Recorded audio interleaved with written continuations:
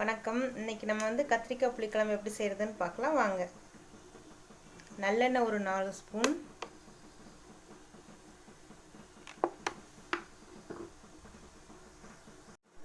கடுகு, வெந்தயம், கடுகு நல்லா பொரிஞ்சதுக்கு அப்புறமா கருவேப்பிலை போட்டு, அதுக்கப்புறம் சின்ன வெங்காயம். புளிக்குழம்புனால சின்ன வெங்காயம் தான் நம்ம யூஸ் பண்ணணும், அப்போ தான் நல்லாயிருக்கும்.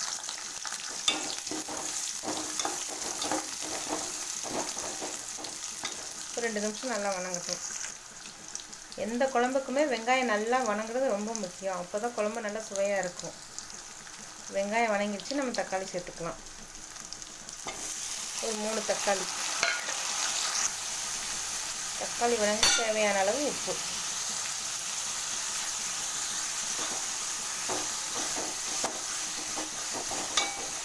ஒரு 2 நிமிஷம் நல்லா வணங்கட்டும்.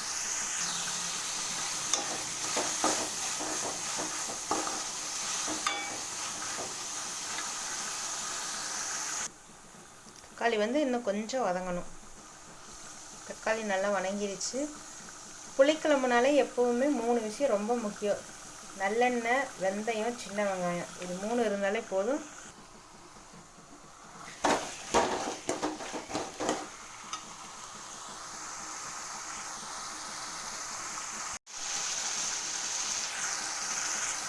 கத்திரிக்காய் வணங்கிடுச்சு. இப்போ நம்ம குழம்பு மிளகு பொடி, நம்ம வீட்டுக்கு சாம்பார் எல்லா குழம்புக்கும் யூஸ் பண்ணுவோம்ல, குழம்பு மிளகு பொடி, அதுதான் யூஸ் பண்ண போகிறோம். நான் எங்களோட காரத்துக்கு தகுந்த மாதிரி யூஸ் பண்ணுறேன். நான் 2 ஸ்பூன் போடுறேன், நீங்கள் உங்கள் காரத்துக்கு தகுந்த மாதிரி யூஸ் பண்ணிக்கோங்க. அதுக்கப்புறம் நம்ம கொஞ்சம் தண்ணி சேர்த்துக்கலாம். இதோட கொஞ்சம் புளி கரைசல்.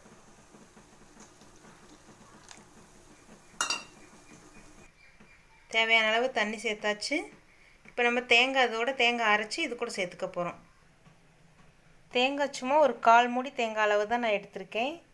இப்போ தேங்காயில் கொஞ்சம் தண்ணி சேர்த்துக்கலாம். அவ்வளோதான், தேங்காய் அரைச்சாச்சு. இப்போ அரைச்சி வச்சுருக்க தேங்காய் அவ்வளோது கொதிக்கிற குழம்புல சேர்த்துக்கிறோம். இப்போ குழம்பு நல்லா கொதி வரட்டும். ஒரு 5 நிமிஷம் ஒரு 10 நிமிஷம் கூட ஆகட்டும். நல்லா கொதிச்சதுக்கப்புறம் நம்ம பார்க்கலாம் எப்படி இருக்குது. அவ்வளோதான், குழம்பு ரெடி ஆயிடுச்சு. நீ அடுப்பு ஆஃப் பண்ணிடலாம். நாளைக்கு இன்னொரு சமையலில் பார்க்கலாம். இந்த வீடியோ பிடிச்சிருந்தா லைக் பண்ணுங்கள், சப்ஸ்கிரைப் பண்ணுங்கள்.